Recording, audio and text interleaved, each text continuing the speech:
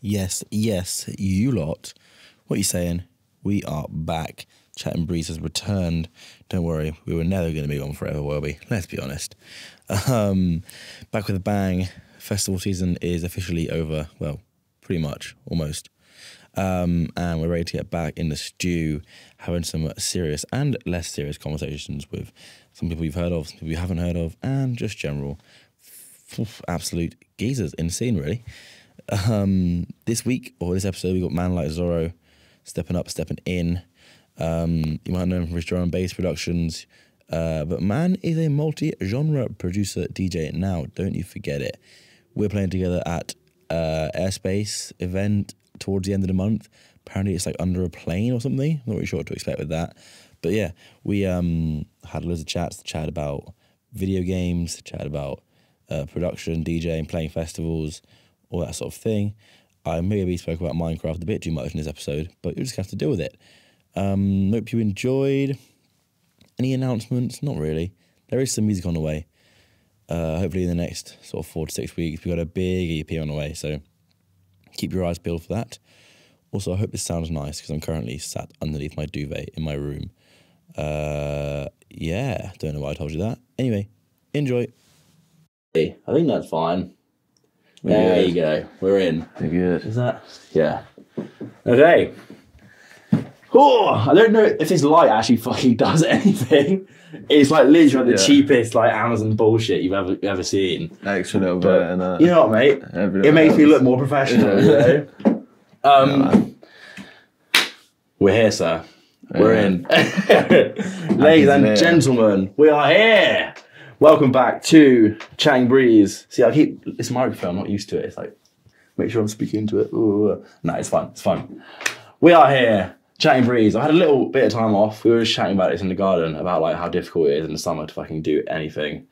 But we have returned. Thank you for messaging me and asking me to come on because my pleasure. If you hadn't, I'd probably still be not doing anything. And this is me now getting back into it.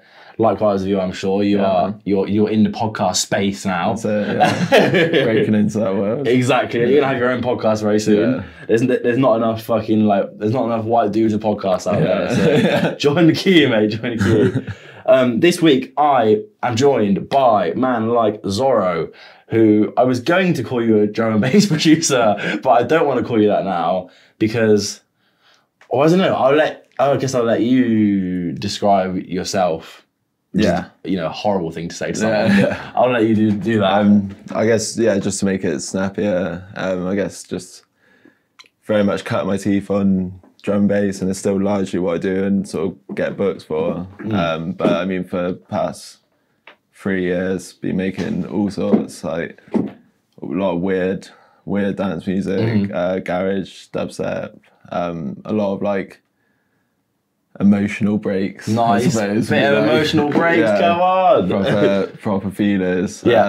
Which is like, that's like, I love that. Like that's just sort of stacking everything up, and then I guess now coming to a point where it's like time to sort of, you know, start delving more into stuff, other stuff publicly, I guess, and after, you know, doing it behind the scenes for so long. Why do you think now has been like a time of change for you in that regard? Do you feel like there's been did something happen that made you think about taking this new musical direction, or? I think it's just, I can only do it like behind the scenes for so long, and then it's like, actually I'm sitting on so much tunes, it's like, get to a point where you got to sort of take a look at yourself and be like, I need to do something with this, because it was kind of always, it was always just a passion project for ages, because I guess like with, initially with like drum and bass thing, kind of, I hadn't even been producing for that long and things kind of popped off.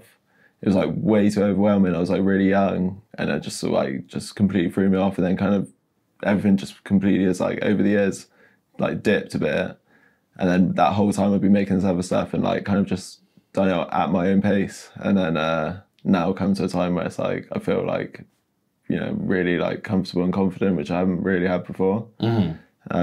So yeah, just got, and also just having like, you know, my missus and mates being like, what are you doing? It's like, that's probably what's like spurred me on to actually, you know, do something about it. I think it's a much more comfortable place to be in creatively when you're not like you say, like you like being thrust into it and having this like huge boom out of nowhere. Like now that you're at a more like consistent level with it, you can really explore your sound rather than thinking, shit, like this is what I'm known for. Yeah. You know, is that a feeling that you had? Yeah, maybe? definitely. I mean, you could get like, I guess I was young, and so I guess, you know, the older you get, the sort of more sure of yourself you are, rather than having to kind of feel like you have to sit in a certain pocket, or like just like, you know, I don't feel like I was ever like playing the game or anything, but I was just like, it's more like probably looked at other people's opinions a bit too much rather than your own, and then it sort of comes to a point where it's like, as I've got older, it's like I know what I want rather than, and kind of anything else is relevant. Do you know what I mean? It's so hard to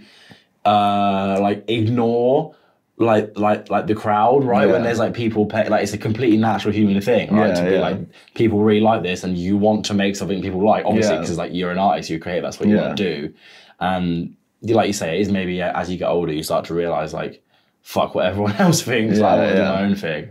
I mean, I like it as well. Like, I still love drum and bass. I still make drum and bass all the time. I always will, I think. But I think it's just too easily bored, I suppose, to stick to one thing, really. And it's like, it's just, and it just stops things from getting boring. Like, I don't really believe in sort of blocks if you are up for making anything. I think the only way you get blocks is by when you set those boundaries.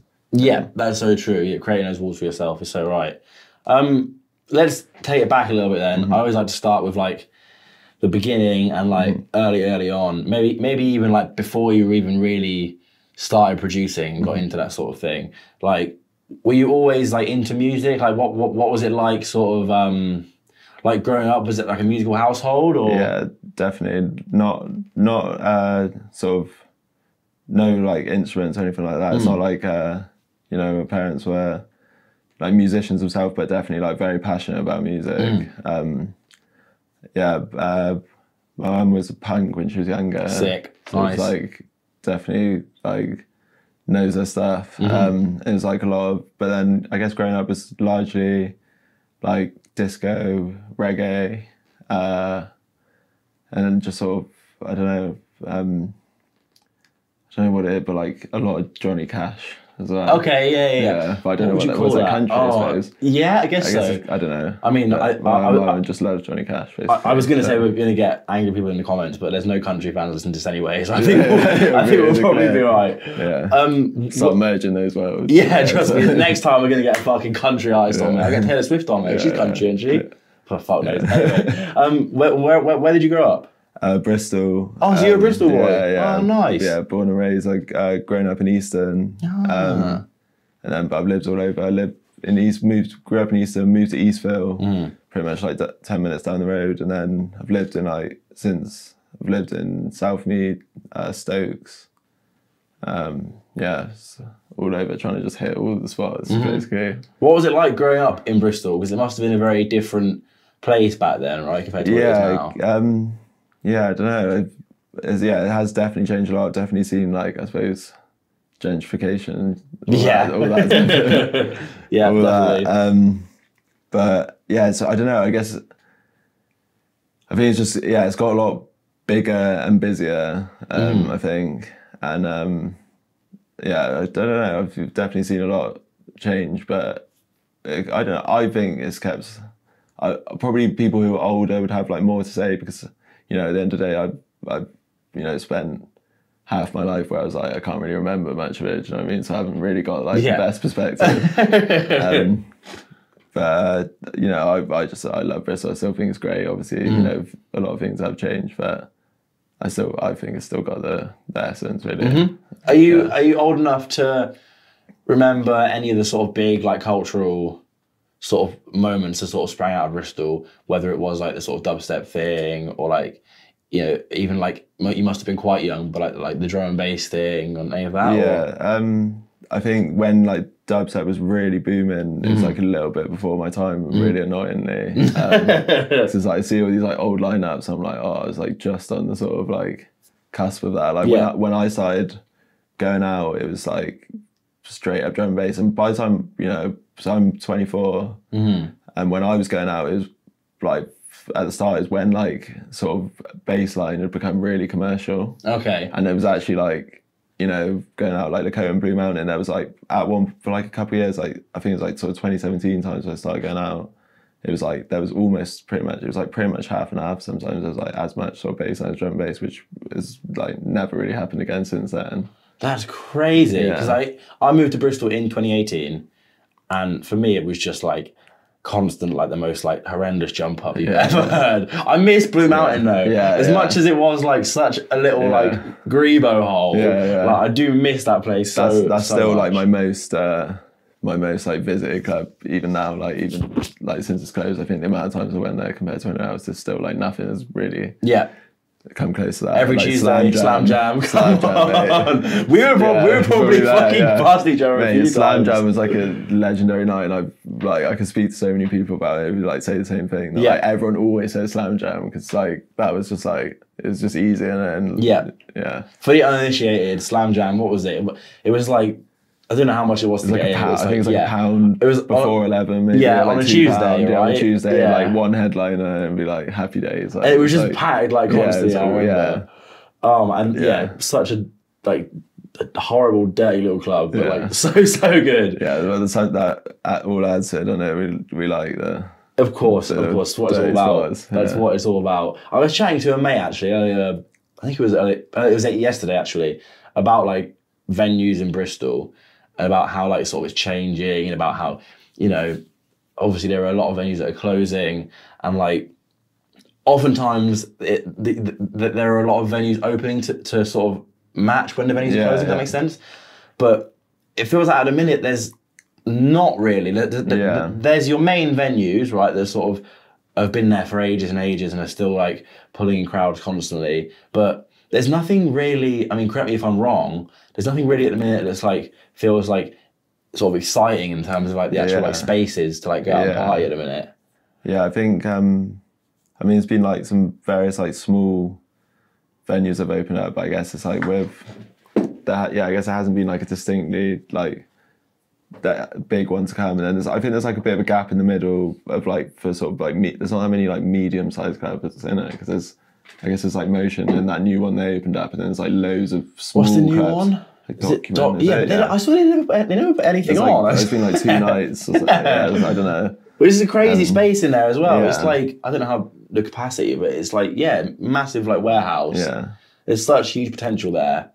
Like, I don't know, it's very easy to slip into that old man attitude of like, oh, it was fucking way better, fucking however many years ago. But it does seem like, so for me, I mean, this is incredibly Bristol-centric chat, right? Everyone that's not from Bristol is going to be like, what the fuck are you talking about? But like places like the Island, I absolutely love. Yeah.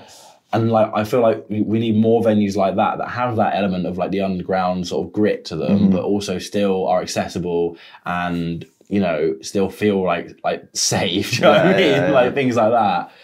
I don't know. Like, I was going to say, why do you think that is? But I guess, I mean, I can answer my own question in the sense of like, you know, everything's been fucked since COVID. Like, people aren't going out as much, right? Like this sort of thing.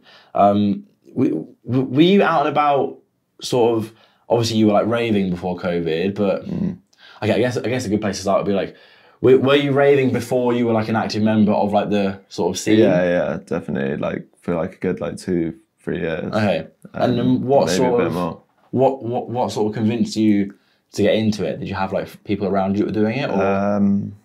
I started doing it kind of at the same time as a couple of mates, but it was basically just by learning to make music. It was like learn to produce first, and then I was like, without really like much intention of getting into like any sort of scene or like pushing it as any sort of career, but it just sort of like fell in love with it basically. To the point where I was like, oh, actually maybe just started putting like really bad music on SoundCloud, and it actually like kind of did all right. Like really pretty much, everyone's got that. Yeah. The really bad tunes on their SoundCloud. It's like are they still up now? They're all private. Damn it! But I actually did leave some stuff out for like way too long. Like some of it I didn't even like only actually privated it like you know, maybe like 6 months ago, and I was like, oh, how has this been sat out for like years? Still getting comments, still racking out. Just like neglected it. So what year would that have been? So that was like probably 2019, maybe. So just before COVID and all that bullshit. Yeah, like early 2019, I guess. So it's still like, When did you start to sort of, because obviously you were doing it obviously just for the love of doing it. You weren't trying to sort of get anywhere with it, right? Like you say, you were just making tunes because you wanted to. When did you first start to get some sort of like attention from yourself? Like I can remember it well. Actually, it was like end of 2019, so like September, start of club season, through basically till COVID. I was like literally smashing out the book. It's still now like the most like booked up I've ever been. Like I've never been as booked up as then. Like coming back from COVID, I was like I never got back to the same like sort of like schedule as that. So why? Why do you reckon it happened then? Was there like a certain tune you released? Was there like, you know? There's, yeah, I guess it was this bootleg of What You're Talking About. Like pretty badly done as well, but like that was probably still also my most sort of, I don't know, obviously I never put it out, but definitely like most buzz on a tune I've had. Oh, so you never released it? Nah. So it was just like a dub that like, but it just went crazy. People were just like finding out about. Yeah.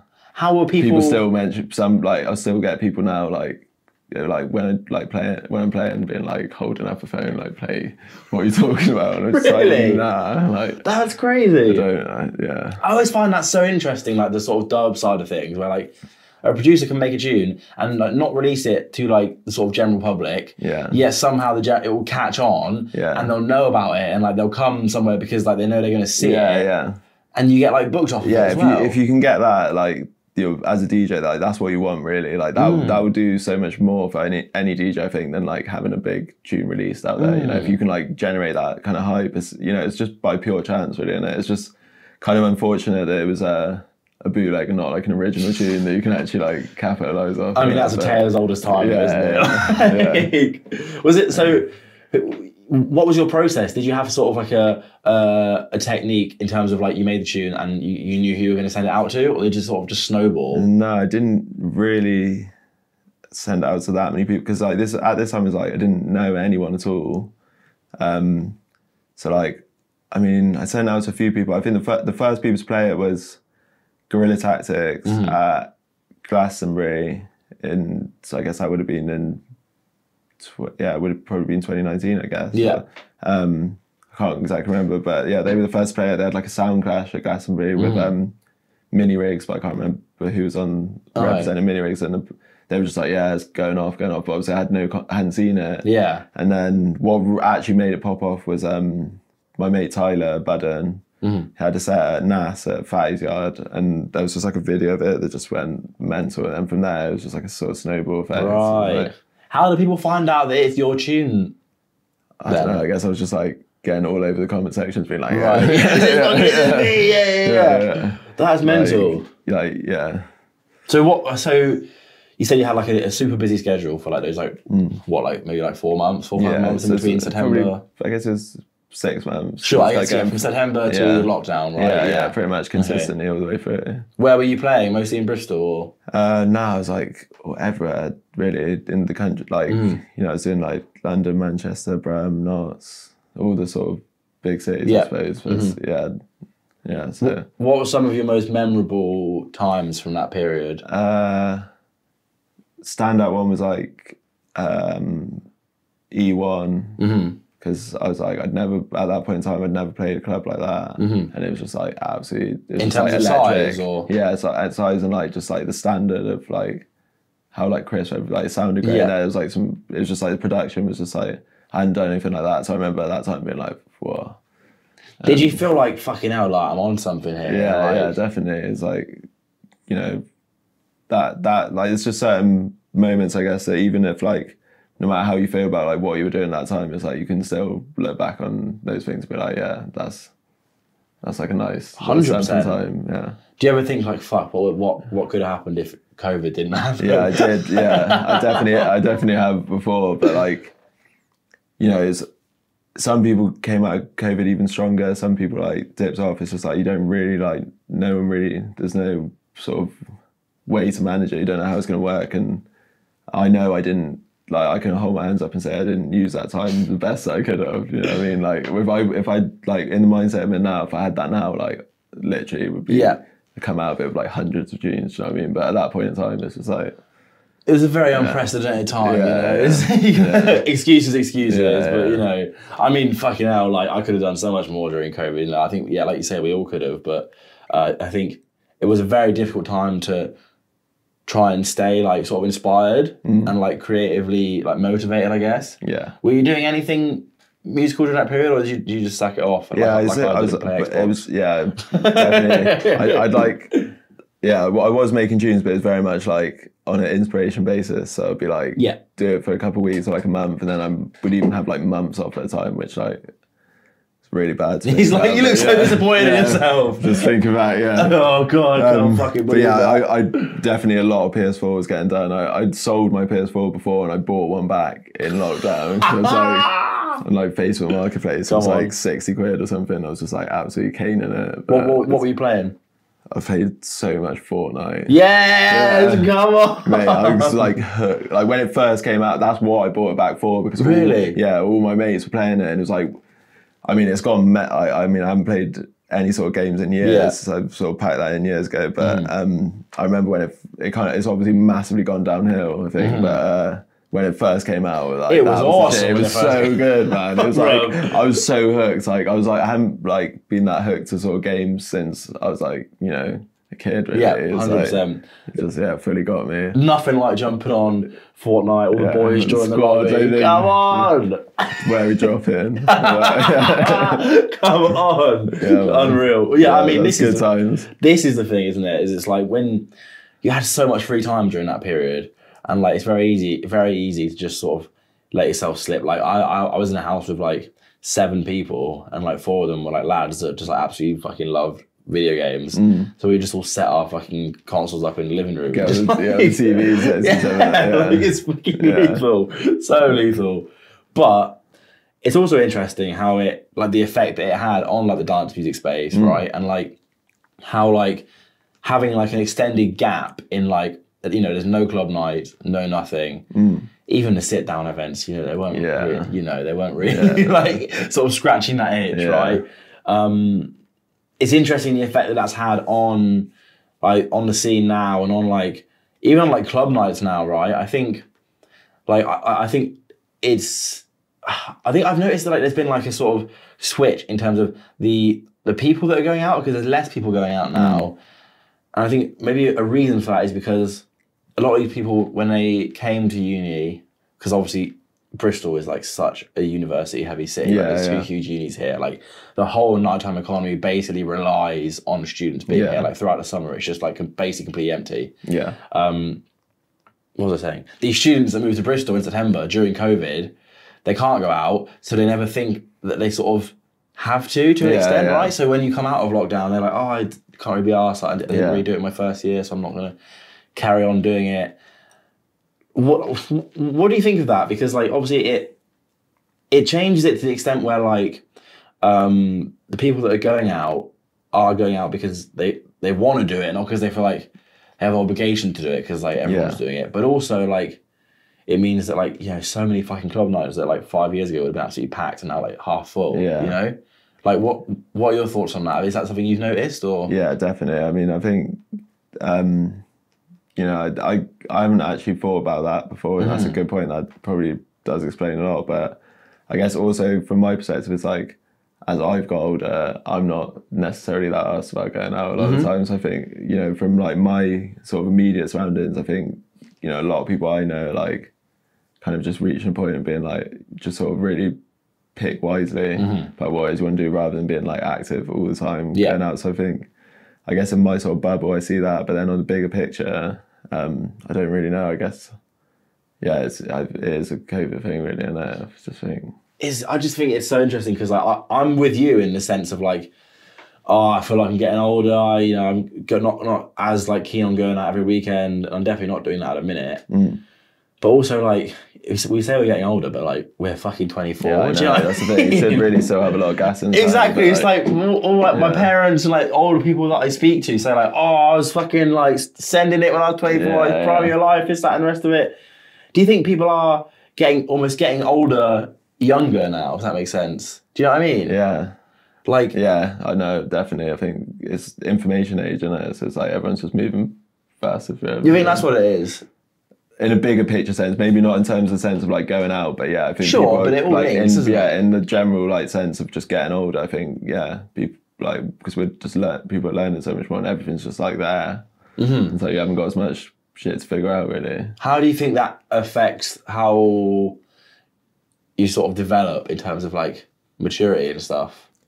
I think we're probably on like a safe cusp of like kind of got a bit of time under our belt before it was like pure crazy technology. Yeah, I think I think about like the younger generation of like I don't know, it's just worrying like, you know, everyone doing their or like people doing their like uni degrees with ChatGPT and stuff, and it's like these damn kids, mate. These damn kids. I feel like an old man. And this is the thing. But we shouldn't. And I always have to remind myself, like, you are in the prime of your life. Yeah. You know, like you're made of rubber right now. Yeah, do you know what I mean? I keep thinking like, oh, I'm getting fucking old, like this, that, and the rest of it. But I think that attitude is. I was chatting to someone about this the other day. It's like interesting because like it. On the one hand, it's like healthy because obviously going out every weekend is not good for you. Like that's just like a fact. But on the other hand, like, you know, you're almost like pressing fast forward on this time of your life where you can have these like incredible experiences that you're going to like sort of remember forever. And like, you're not going to be able to, like, you're really not going to be able to behave in that way in like say 10, 15 years time. But I don't know, because like for me, like I fucking love camping at the minute. I'm getting fucking into going camping, and like we've got getting all the gear, and like we've got like the little like a little fire pit that folds up and you chuck it away, and getting all this cool shit. There's so much as well, and it's endless. This is the thing; it goes so fucking deep, doesn't it? This is the problem, and like it's great, but then I go camping one weekend, and then I'll chill out next weekend. And then, you know, it's summer, so maybe I go camping again. And it's like, fucking hell, I haven't listened to music for like 3 weeks. Yeah. You know? I'm very much on that same vibe as well. I mean, I don't go enough, but I try to go camping as much as I can. I got a lot of mates who are well on that. They got the vans, they got bell tents. So it's the setup's pristine. It's just like, I'm always well looked after. So it's like, it's cushy. The van is such a move. That's like, you know, me and my missus, that's the next goal, I think. Yes. My girlfriend's trying to get us to get a fucking van as well. And like a nice little converted transit. It's just like... Then you can just disappear and not have to fucking think about... Go to Europe. Exactly. Sleep in the van. Exactly, yeah. But then, how do you make bangers? Do you know what I mean? This is the fucking problem. Yeah, take the laptop and just have loads of samples downloaded and then just like dip off for a year and just like...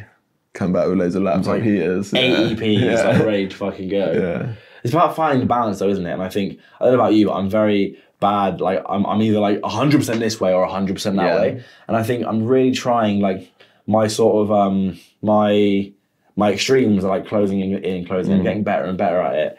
But like it is still very much about finding the balance. Yeah. Like I won't lie to you, I've been playing so many video games this last like week and a half. I've gotten so much back into it. And like, you catch yourself and like you look at your watch, it's like fucking hell, it's like 10:30. I got into work like 4 hours ago. And what's the best one you're playing? Oh, it's so embarrassing. Yeah. I've been getting really into Minecraft at the minute. I'm not gonna lie to you, bro.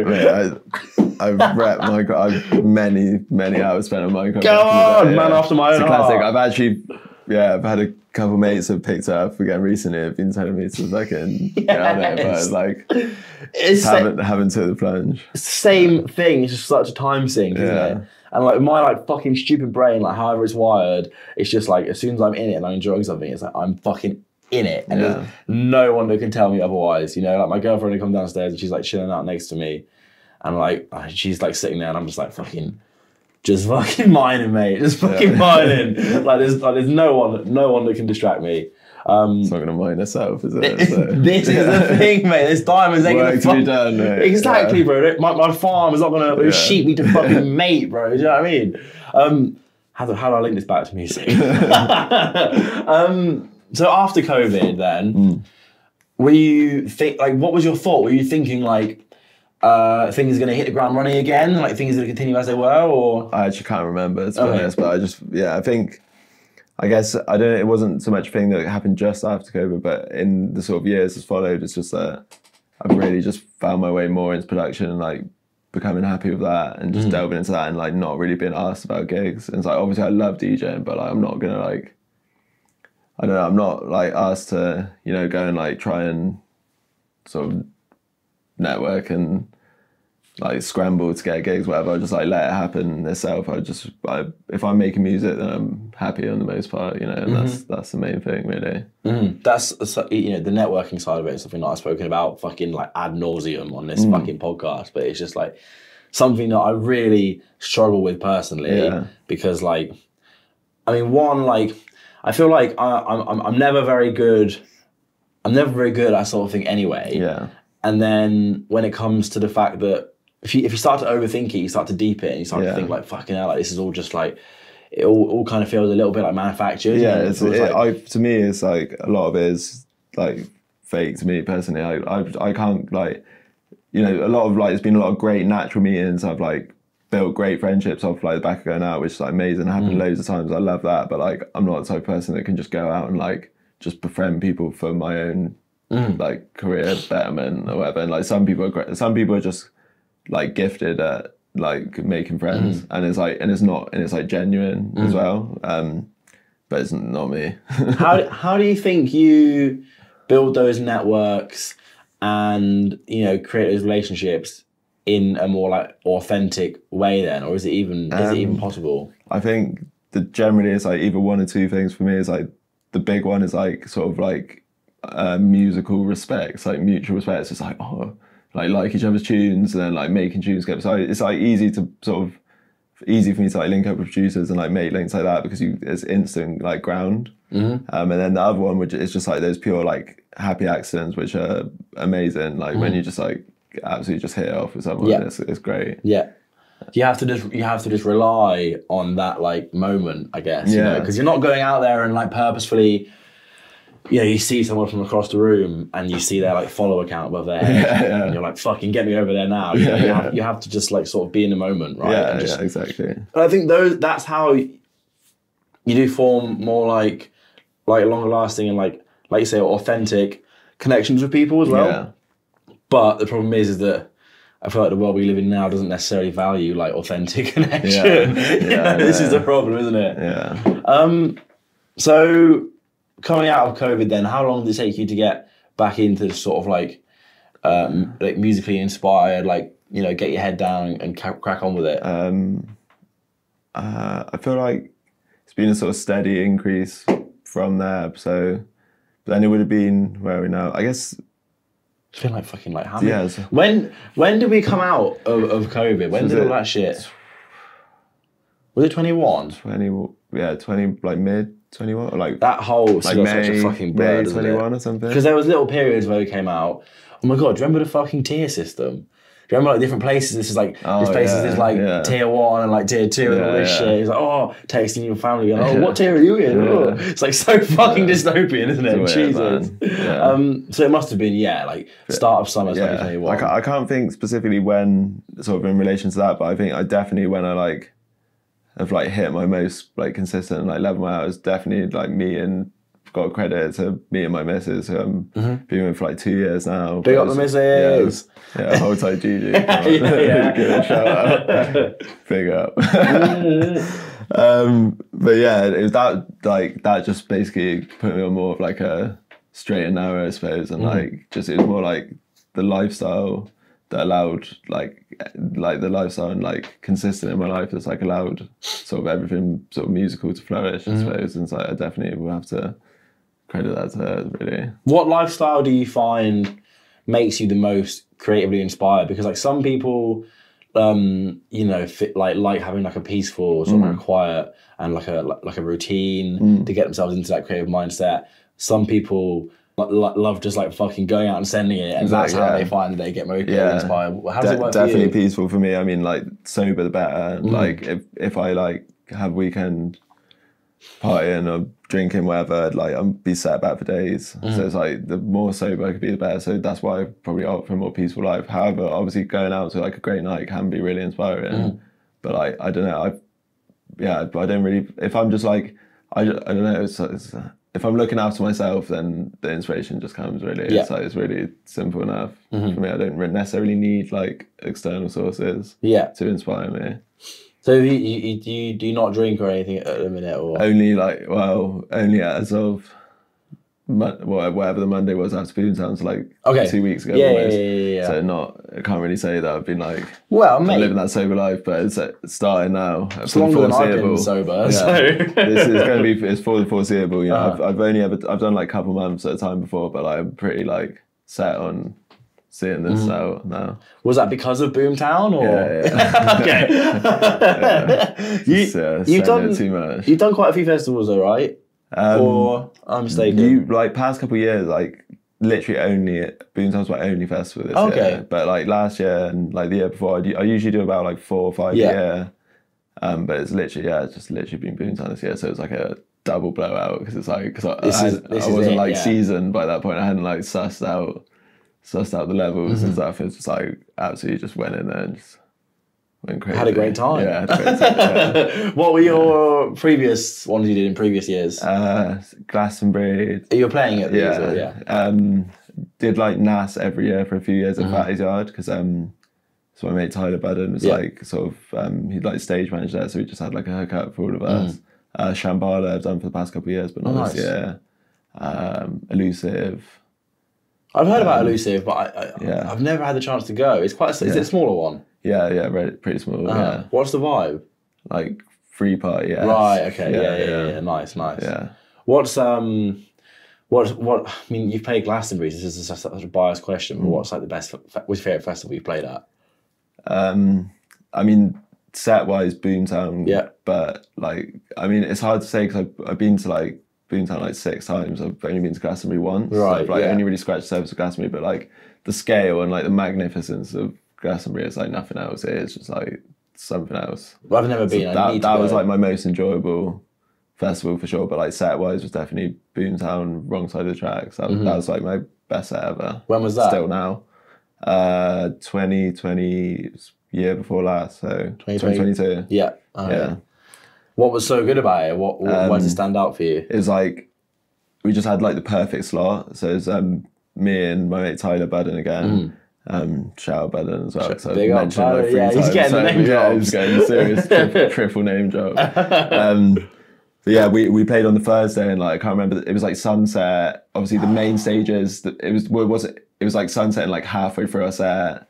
The main stages obviously hadn't opened up on the Thursday as well. So it's like if you're playing like somewhere like Wrong Side of the Tracks and the main stages aren't open, you're in like a peak slot and like just absolutely ramo, like spilling out the sides. It was like, that is a huge stage. Yeah. I was there this year. It was before, to be fair, it was before this one. It was when where Wrong Side of the Tracks is used to be the grid. Okay. And it was like sort of in the middle section, so it wasn't as big as it is now, but it was still like, I don't know, it was pretty wham. I just can't wrap my head around Boomtown. Like I was there for my first year this year, and like I just could not because like I've never really been to a festival of that size at all, and like just like the immersiveness of it, and like the amount of shit that's going on everywhere. Like it was like almost like overstimulating. It is. It's massive overstimulation. Sometimes it's just like crazy. Yeah, like I think like myself included, and I think probably a lot of people be the same. Is like you go in there for like 4 days and like.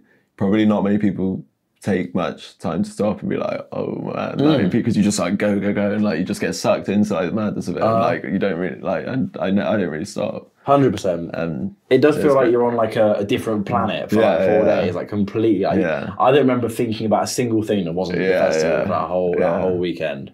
How many times have you been to Boomtown? So I think that was my 6th one. Oh my god, man, you're fucking seasoned, bro. Jesus. Do you ever get involved with like the actors and doing any of that stuff? Or? No, I don't know. Do you know what? I've been so bad. Like I used to, like when I first was going, but I feel like when it was like, I don't know if it's just because I'm not keeping a lookout or what, but I feel like when it was the old site and it was way bigger, there used to be so many more actors, but I don't know if it was because it was bigger, you were like traveling along more areas, you come across more people. But I feel like this year and last year, I just didn't feel like I saw nowhere near as much actors. Interesting. I feel like, I can't even imagine it being bigger than what it was, but obviously because I have no experience of that. When did they sort of shrink it down a little bit? 2022. Okay. Yeah, so this is the 3rd one. Yeah. This has been smaller. Why did they do that? Because they're still selling out every single year, right? I don't know. I guess just it's probably easier to manage. Yeah, true. Like easier for all, not only like people punters to get about, but easier for crew. And like I guess it's just like makes more sense. It was like massive before. Like yeah, and like I that was great. So like, I miss some of the stuff about the old one, like but and like stages that have like gone. But I got to say, like I'm not going to complain about the convenience of being able to like cut about really easily. Yeah. Like, what's not to like? Yeah, 100%, 100%. When you, I guess the question is like, first of all, like when you play a set, are you doing much preparation for it in terms of do you know what you're going to play, or are you going in kind of blind? I just my sort of general thing is have about if it's just like generally an hour set, I'd have like anywhere from like 80 to 150 tunes in a playlist. Sorry.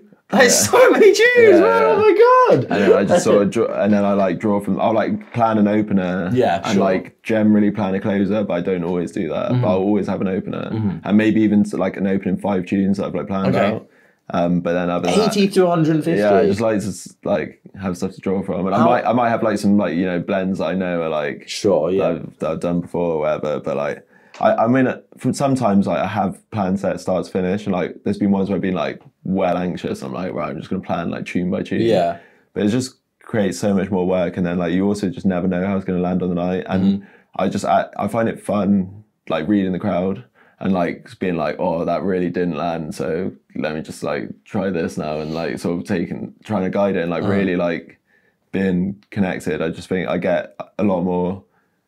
Like that's a lot more rewarding to me than just like if I plan my own set, I'm pretty much just like head down, like just like not converting. I can just like end up going through it too quick as well, and and you're not paying any attention. Yeah, because it's like I'm just doing what I want to do here, and like and I'm not necessarily giving my best set to the people that are there and then, and what they necessarily want. I think that's all part of playing out, isn't it? It's like reading the crowd and sort of seeing what's working and what isn't.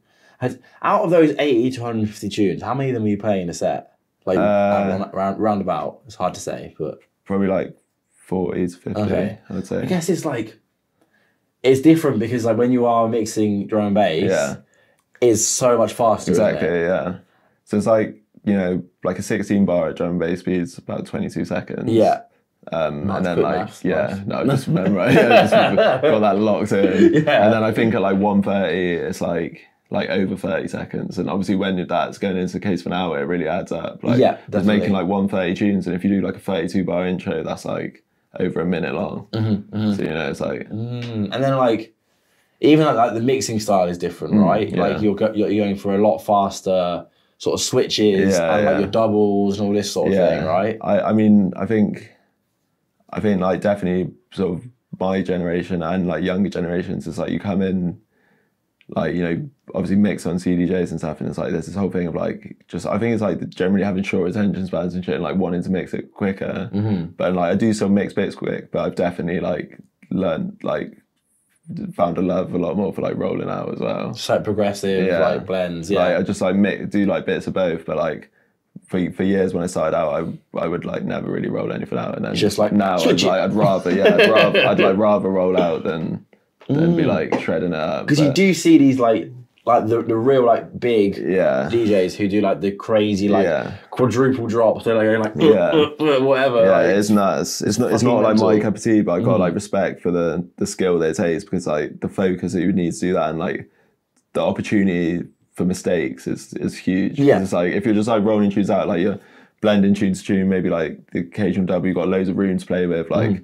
You're just sort of like riding it through, like just bopping along. But like doing that, it's like one little thing, and it's like you've got like fucking 4 tunes like slamming into each other. It's fucking cool. Like, it could go so right. Like so that's what I got mad respect for that sort of style. So so then when you play a festival, then this is gonna be my original question. When you play a festival, do you think about your sets differently when you're playing it in a club setting? 100%. The fundamental difference is like I will be spending like going double hard to get as much of my own tunes ready. Okay. So it's just like festivals is like the most inspiring thing. Like if I have like a big set coming up, but there's nothing like a festival for like giving me like a kick out of the ass to be like, right, I'm gonna like make a list of tunes to finish and be like, I want to like get all of these in there, because it's like it feels like you really want to like showcase your absolute best, really. Do you think there's more opportunities at festivals to get people to sort of like you see your set and be like, oh fuck, who's that guy? Yeah, you know? 100%. Because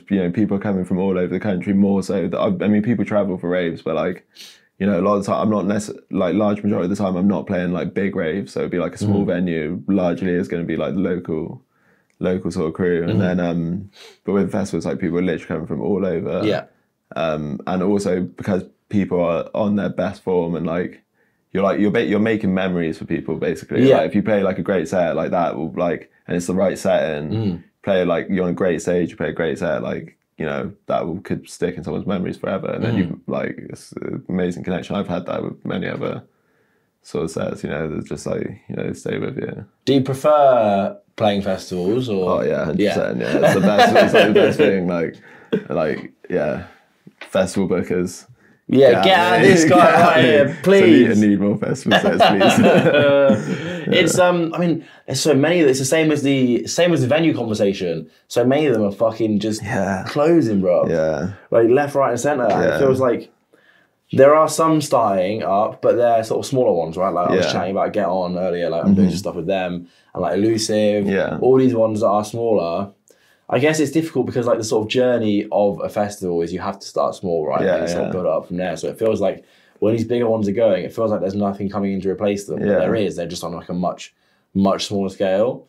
Do you sort of prefer the bigger ones or the smaller ones? I guess it's a hard question because they're so different, right? Yeah, but I love both in their own ways. I think my only experience of big festivals is Boomtown and Glastonbury. I mean, they are about as big as it gets. Yeah, and they're like my two favourites. So like, if I just go to those two, every year, I'd be pretty happy because they give me more than I could ever need. But in terms of the small ones are great because it's like it's just easier to take it steady. It's not as exhausting.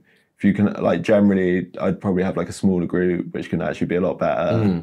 Oh god, there's nothing worse than like a ginormous squad at a festival, and it's like, I need to go keep toilet. Happy, I need to like, man. It's just a headache, isn't it? But, I feel like small ones tend to be like more wholesome, and like you can just kind of. I think they can be a bit more unexpected as well, isn't it? Because it's like I'm like proper on my planning. If I go to like Boomtown, I know exactly I've got locked in what it is I'm doing. Whereas with like a small one, I'll probably be like a bit more open to just sort of take it as it comes. Yeah, it's true.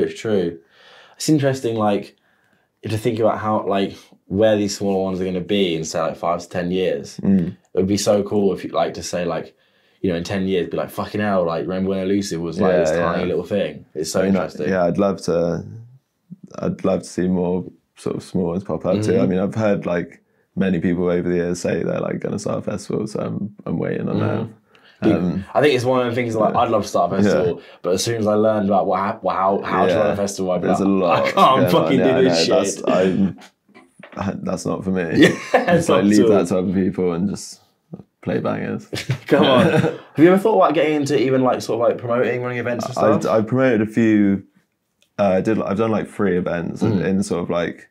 I don't know, it was like 6 months, like a couple of years ago, I did like a few of my own events. I did like Crofters, Local Club, and then like one in Nottingham as well. What was the name of the... It was just Zoro Presents. Okay, nice. So it was like sort of, but then I was just getting like loads of sort of mates to play. And it was a really enjoyable process, but also like, I'm so obsessive in like everything that I do that like, I was pouring so much myself into it, and like just like all the anxiety that came with it, and like obviously the like last minute ticket sales and stuff. It was just like And I was like I just wasn't like the first one sold out and like didn't really even make that much money off it, and then like the 2 after that, like I think I lost like 700 or 800 quid between the 2 of them. I was like, nah, I'm tapping out. It's a tale as old as time, bro. If I had more money, like like if it was like. If I had like a really like well-earning job and like I could just like had money to pump into it, then I'd like consider it more. Like if there's more money to play with, but like for me, it's like I'm not trying to bankrupt myself. Do you know what I mean? Like, trust me. And so that's why I don't mean that to sound inconsiderate to all the promoters out there, but it's not inconsiderate. Mad respect for exactly. people that are doing it, because it's like I've got like more respect for them than. They're like unsung heroes really in 100%. Music, like and this is my thing. I feel like much risk. I sort of like I get to a point where I'm like somewhat financially stable, and then I put on an event and I just like burn like all this money, you know? Like I feel like, you know, whereas instead I could be spending that money in much wiser ways that would be benefiting my like journey in terms of like creating stuff, and like same with you, like for music, right? Like you can spend that money on so many other things that could be so much more valuable to you like in the long term, but someone's got to do it. You know what I mean? Like someone's got to do it, and I think, you know, there needs to be more of a message of like people should feel like they're able to try and do it. But because that's the thing, because the ceiling is so fucking like high, it's and like with so many people dropping out, it's like we need like there needs to be like there needs to be more coming through, like wanting to be promoted as well. But it obviously is such a daunting thing. If you're not like absolutely minted, it's like you know. So you don't think you'd ever get back into it? I definitely will. Like I definitely will. I think like maybe when there's like, you know, the right sort of maybe like release or something, to sort of do something like that, like a release party, that'd be cool. It's definitely, I love doing it. It's really like fun, really rewarding, like crazy, like when it went well, it was like a crazy buzz. It was like different to sort of anything else musical. It was like just to sort of see that you've like put that thing on and see people having a good time. But I can't say there'll be anything coming anytime soon. It's, medium things coming soon. maybe small. How have things been since you've started going more down a multi-genre path? Or I guess how long has it been happening for you? Probably like, I don't know, there's a complete, I don't actually know, but a complete guess would be probably about 3 years. Okay, so since around about the end of COVID then? There. It might have even started in COVID, I don't know, but it's like it started off with just pure, I was just on the emotional breaks, which I still am on, and like kind of like garage and stuff as well, and just like everything sort of in between that, like sort of, you know, sort of 125 to 135 sort of range, and just like proper feelers, and just like I was having so much fun to make, like it's like it's like my favorite thing to make. I've got like, I don't know, I've got a lot of stuff like that. I've pretty much got an album worth that I think is like an album. Yeah. How many tracks? I mean, I've got probably like, you know, 60, 70 like ideas on that vibe. But I think like I'm getting to a point where I've got like a album that's actually like good. Because obviously so much shit comes out. But is that something you'd like to release yourself? Like, I mean, one day. But it's like that's like it's something. Try my best to not be attached to the art, which I've and like separate from yourself, which I have got much better with. And all releases I sort of have come out now, I'm just like, right, that's done, bang, like promote it the best I can, and then be like, just let it go. And I really don't even think about it. But like with this stuff, I think I'm so like personally attached to it that it's like, I'd love to put it out, but I think I'm gonna basically, it's easier to sort of like throw some dubstep in there in garage and like transition. And like, whereas with this, it's like, it's all about sort of the timing, really. I don't just want to drop like an album of stuff that's like so far from anything I've done before, which is a shame, really, because I would obviously like to just put out whatever, but I don't like to start being too strategic. It's like, it's kind of like a shit way to think, but I'm not just going to drop it out there. I think there's a weird sort of like stigma around being like strategic with like your movements, but I think like if you've put so much time into that, and you've got this like album, like this like collection of music, this body of work that you're like really proud of, like you want to do it right. Do you know what I mean? Like you want the conditions to be right, and you want to put time into it, and you don't want to rush it, and you want to make sure that, because like, you know, like if there's one thing I've learned from like releasing like quite a bit of music on the label, is it's like taking the time. Like the projects that I've been so much more satisfied with are the projects that I've been like, right, I'm going to slow this down, this schedule, and like really sort of break it down, and not think like, right, I've got this music, I'm going to release it in a month, and it's just fucking like 3, 2, 1, go. Do you know what I mean? I think especially when it's your own work as well, like it's something that you really like, you want to get it right. Of course. And I think sometimes there can be like I say, like a bit of like like, you know, like almost like, why are you being strategic with it or whatever? But I don't see that as necessarily like a bad thing. I don't. And I'm not like that strategic in that sense. It's like I don't just stick to one sound, like, which I think, you know, is an easy sort of path to go down. switch up a lot, but yeah, that's just a little bit too much for Far Cry. Like everything I've done up until now, that So you think, like, I can't sonically it's just too drop different? it. Yeah, I can't just like drop it now and be like, especially if I was to like self-release it. Like, Yeah. I want I'm basically like banking on just sort of like landing out with like a solid label that can just like do the work on that, Yeah. and then Do you think make it easy for me? have you ever considered like a new alias? Yeah, definitely. It might be Yeah. under a new alias actually. It's kind of like messing up the secret alias. Yeah. Yeah, but that's quite possibly it will just be on another alias. That's like I've gone back and forth with that idea for Interesting. years What do you make of like the sort of making a new alias for a different sound thing? I think it's really cool. Mm-hmm. I think it's actually like cool when it like for it to not be a secret as well, because then it's like when someone As in, when like you make it very clear that it is you, but it's a different name. Yeah, I just think like I think it's cool when it's a secret, but then it's like there must be loads of secrets that we don't know about as well. True, yeah, but it's like I like the sort of mystery of it, but I just think also why does it need to be a secret? Like, why would you not just like fucking have two aliases and like they're just, if you're absolutely like shedding it on both of them, and it's like I just think that's really cool to be able to do. You're not going to go down the whole like balaclava route. No. Yeah, too sweaty, man. Yeah. You've been playing a little bit of bassline recently as well, right? Yeah, I saw you playing yeah. bassline at Boomtown. Yeah.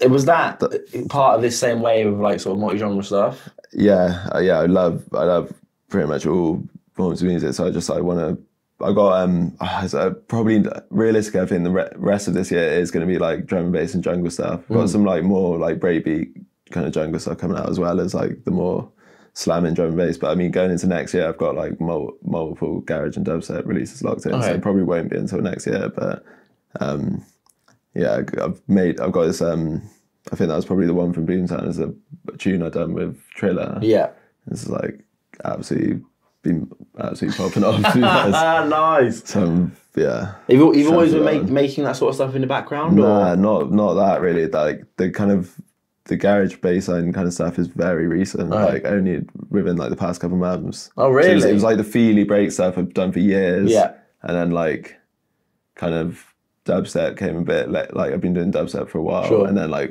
I kind of just like got in my head for ages that I was like, oh, I can't do garage drums. What do you like, physically cannot do? I was just like, I can't do it. Like I was just like, I had this like mad block over it like for ages. So I'd like try every once in a while and be like, this is shit, right? Do something else. Come back like a few months later, still shit. Oh. And then what was your issue with them? Was it the swing? Just the swing, yeah. It was just like, I don't know. It was just really, I don't know why I wasn't getting my head around it. How do you? It's a bit of a shame, really. So I've got basically zero production experience with the swing. Do you do it manually, or is there like a tool you put on it to like? Yeah, I mean there's like. So I use Able, and there is like swing templates, but I just never really rated them, and then I just do it all manually. Okay, nice. But you go and you slightly change each sort of drum hit. Yeah, and it's just I don't really like to I'm quite like lazy in the sense I don't like to just sit and like fiddle with stuff for too long. Like if it's not working, like if like a certain part of a track's not working, I would rather like sack it off and just try something else. Sure. Or like if the whole tune's not working, I would just like do a different tune. So like when it came to that, I was like, I didn't have like the patience to sit and just like manually adjust these things until it sounded like all right. Seems like a very painstaking process. What is it? It's you know MJ Cole. Have you seen how he makes his tunes? Where, no, I haven't. Actually. He makes the entire tune in like 95 BPM. So it's like a super slowed down like two-step tune, so he can get all the drums exactly where he wants them. And then right before he exports it, he speeds it all up to like 130. Wow. Yeah, it's fucking crazy. I mean, his tunes are insane, but I don't know. Yeah, it's probably gives it a cool sound as well. Yeah, exactly. I know.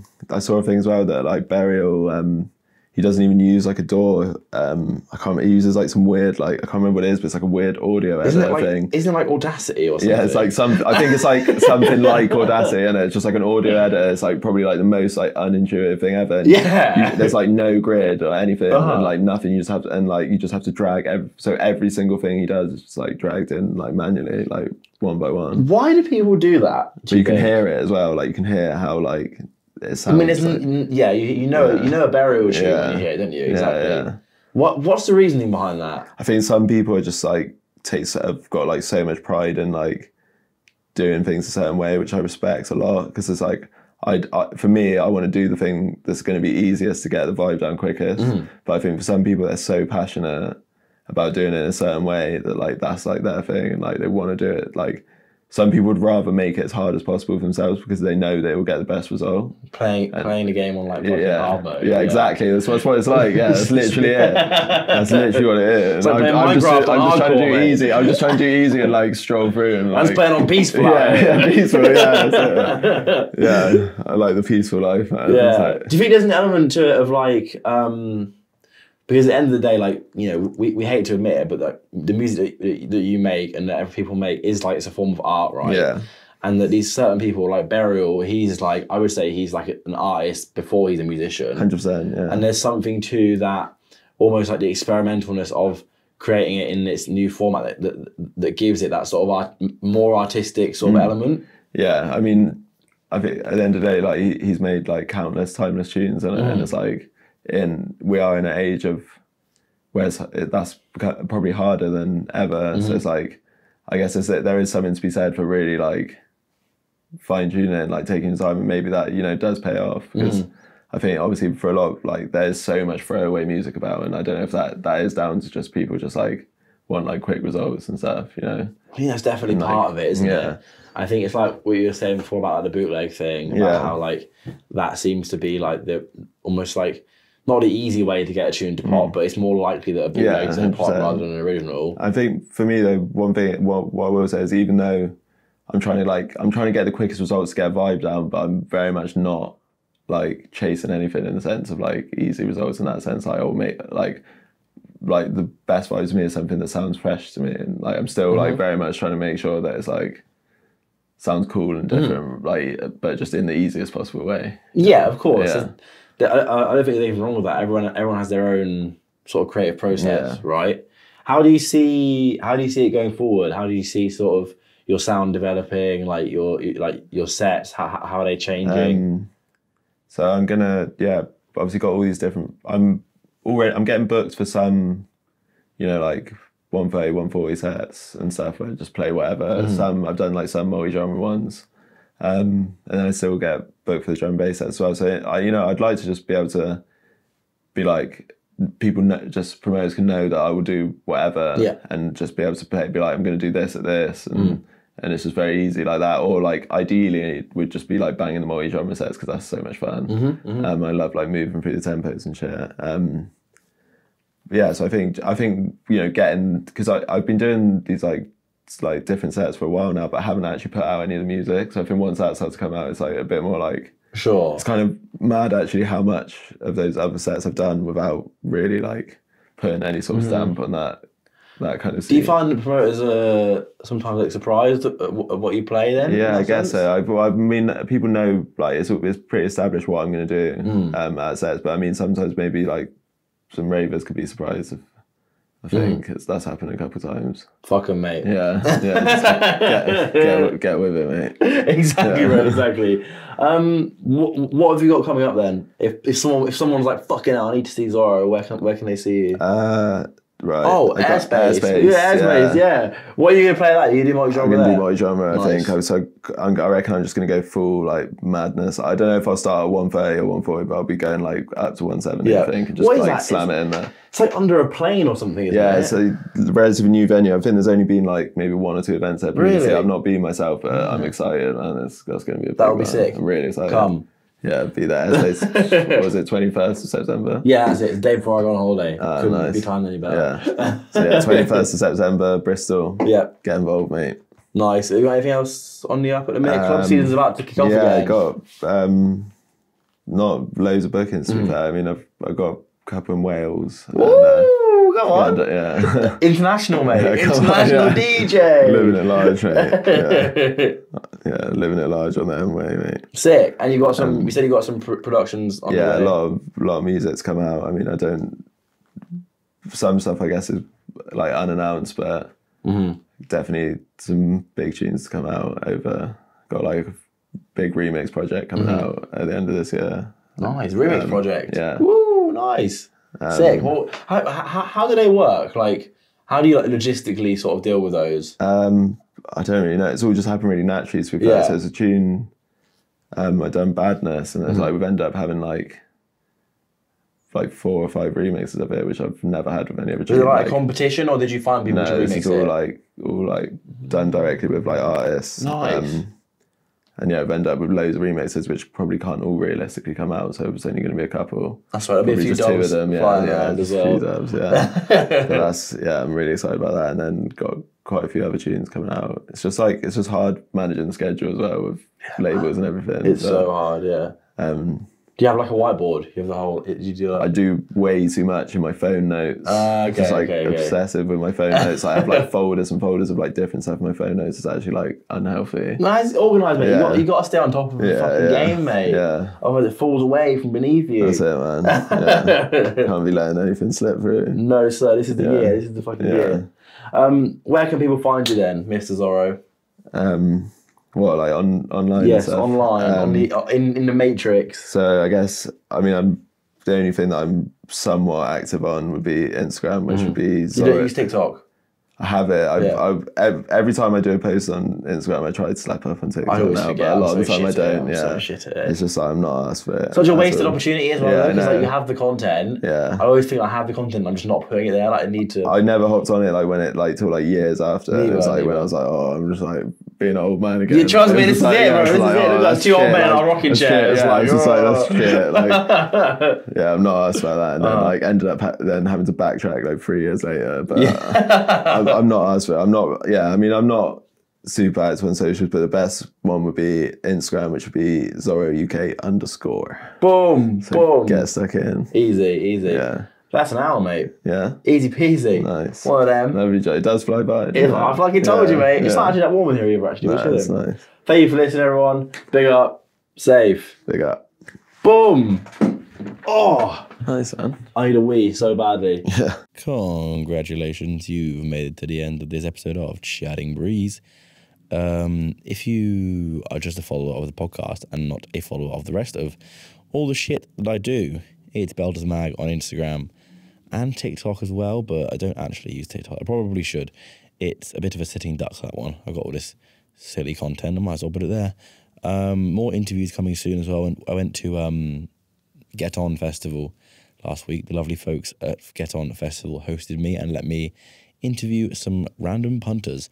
We asked them some hard-hitting questions such as, what came first, sausage or cheese? So keep your eyes and ears peeled for that. And yeah, thanks for making it to the end. Not really sure why you're still listening. Bye-bye.